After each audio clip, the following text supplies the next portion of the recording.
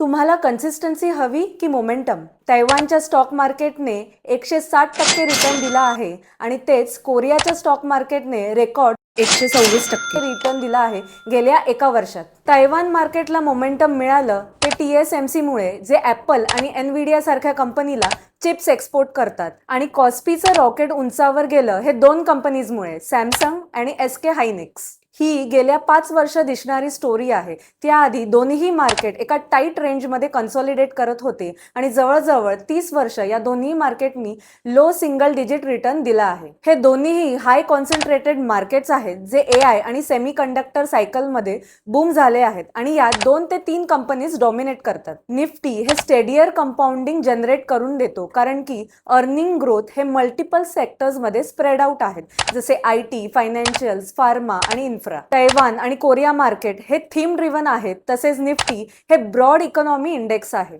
आणि एका mutual fund हाऊसने ही Taiwan AI story आधीच अँटिसिपेट केली आणि राईट टाइमला एंट्री घेऊन गेल्या 5 वर्षात तुफान रिटर्न्स दिले आहेत. या बुल केस सिनॅरिओचा फायदा घेण्यासाठी तुम्ही तुमचे रिस्क कॅपिटाईट आणि ॲसेट ॲलोकेशन समजून घ्या. मोमेंटम एक्साइटिंग वाटतं, पण लॉंग टर्म वेल्थ जनरेशनसाठी कन्सिस्टन्सीची गरज आहे, जी नेहमीच बोरिंग वाटते.